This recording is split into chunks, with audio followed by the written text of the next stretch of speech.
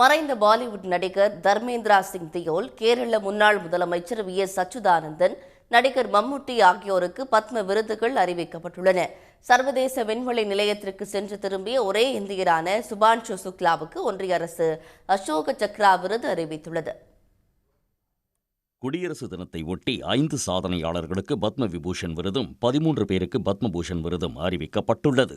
அதன்படி சமீபத்தில் மறைந்த பாலிவுட் நடிகரான தர்மேந்திர சிங் தியோலுக்கு கலைத்துறைக்கான பத்ம விபூஷன் விருது வழங்கப்பட உள்ளது. உச்சநீதிமன்றத்தின் முன்னாள் நீதிபதி KT தாமஸ், புகழ்பெற்ற இசைக்கலைஞர் N ராஜம், கேரளாவின் முன்னாள் முதலமைச்சர் VS அச்சுதானந்தன் மற்றும் கேரள எழுத்தாளர் P நாராயணன் ஆகியோருக்கு பத்ம விபூஷன் விருது அறிவிக்கப்பட்டுள்ளன. அதேபோல் தமிழ்நாட்டைச் சேர்ந்த மருத்துவர் கள்ளிப்பட்டி ராமசாமி பழனிசாமி, பிரபல கேரள நடிகர் மம்முட்டி ஆகியோருக்கு பத்மபூஷன் விருது வழங்கப்பட உள்ளது. தமிழ்நாட்டைச் சேர்ந்த சமூக சேவகரான மயிலானந்தன், டென்னிஸ் வீரர் விஜய் அமிர்தராஜ் மற்றும் ஜார்க்கண்ட் முன்னாள் முதலமைச்சர் சிபு சோரன் உள்ளிட்டோருக்கு பத்மபூஷன் விருது அறிவிக்கப்பட்டுள்ளது.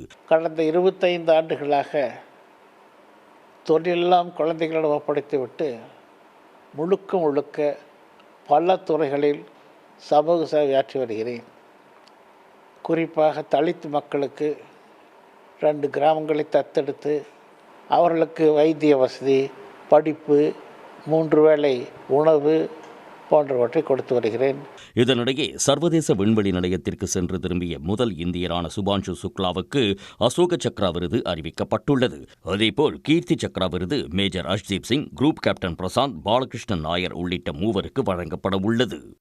உடனுக்குடன் செய்திகளை தெரிந்து கொள்ள சன் நியூஸ் பெல் ஐகானை கிளிக் பண்ணுங்க.